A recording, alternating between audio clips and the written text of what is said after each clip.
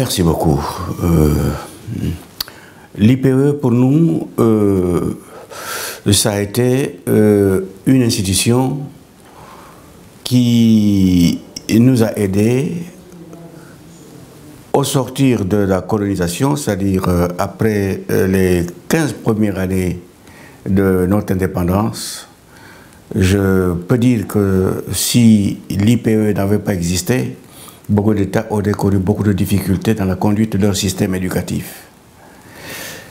L'IPE, dans la planification de l'éducation, prend en compte l'éducation dans tous ses aspects.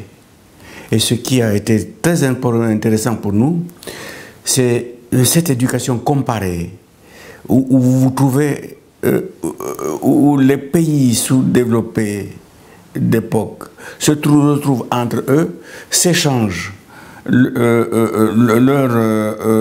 problèmes, et ils se trouvent en même temps là-dedans avec des pays développés et, qui nous ont permis de puiser pour améliorer notre expérience personnelle. Et personnellement, je ne serais pas passé par ici que certaines questions de l'éducation que j'ai pu traiter pour mon pays, je ne l'aurais pas traité avec autant de compétences et de facilité si je n'étais pas passé ici. Donc mon souhait, c'est que cette maison qui est la mienne puisse continuer à appeler ici en son sein les États africains et qui ne considèrent pas que nous avons tout acquis et que nous pouvons avancer.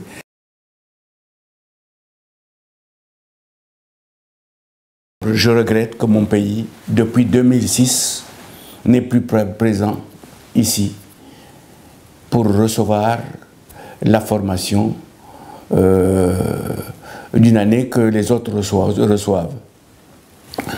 J'ai constaté en regardant les statistiques d'éducation chez moi, les annuaires statistiques, j'ai regardé beaucoup de vides.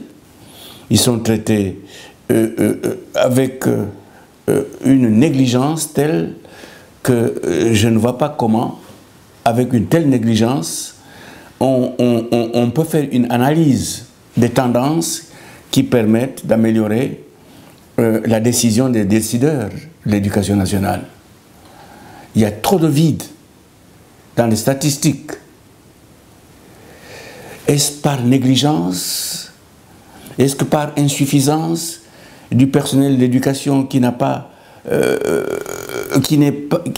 suivi le recyclage nécessaire? Est-ce par manque de crédit? Mais je ne pourquoi pas. C'est une négligence, je crois. Et selon vous, l'IPE peut pallier à Ah ben oui, il est nécessaire.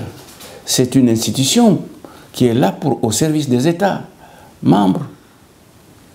Je ne peux pas admettre que mon pays n'en bénéficie pas. 2006, c'est trop. C'est trop. Il faut que mon pays se rattrape. Nous devons être présents à tous les stages de l'UNESCO.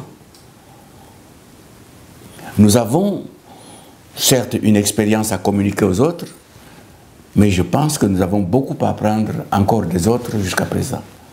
Parce que le système n'est pas encore ce qu'il devait être.